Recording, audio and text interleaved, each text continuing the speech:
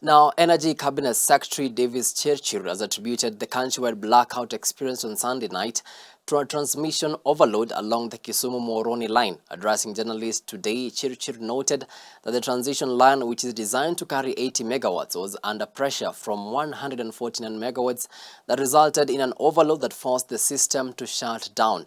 And as Alice Diana now reports, Chirchir has assured that measures aiming to prevent future outages have been put in place, acknowledging the impact on revenue and expressing a commitment to implementing quick fixes.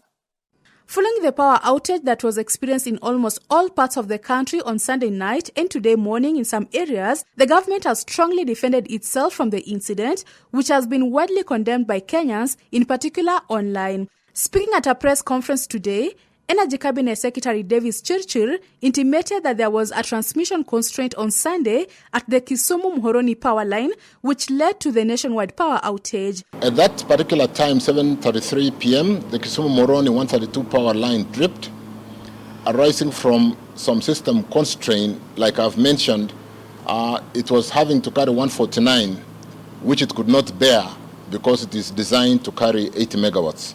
The loss of the Kisumu-Muhoroni line led to sudden increase in power flow on the Juja-Lesos-Muhoroni link, leading to overload at Olkaria, Transformer, Dandora-Juja, Transformer links.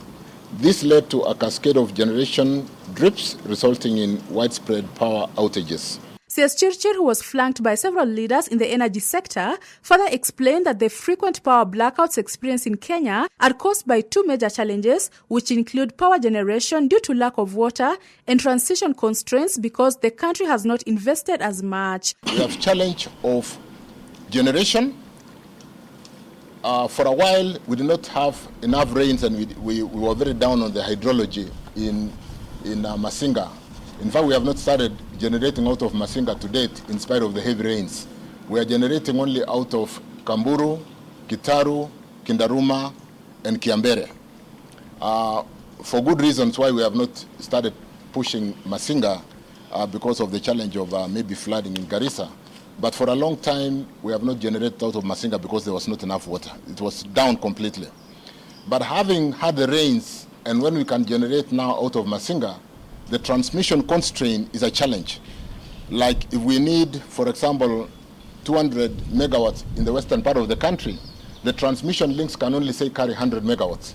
According to Chirchir, mitigations have been proposed to help tame the perennial power outages in the nation, including introducing load shedding as they work on a new line which will take 20 months to complete. We are working on mitigation measures to see, even as we take the long haul, building of the networks, because building a line of about 90 kilometers will not be done in 2 days. We will work with the engineers to see the mitigation interventions that will relieve the overvoltage or the capacity of the lines, so that we are able to have alternative routes to be able to support the network. Earlier, on his social media platform, Transport CS Kipchumba Murkomen called on the police to launch an investigation into the failure of generators at JKA Airport every time power goes out across the country, claiming possible acts of sabotage and cover-up. Sunday's outage was the third after the first, which occurred on August 25th, while the second was on November 11th this year. Alice Diana, Hope TV Newswatch.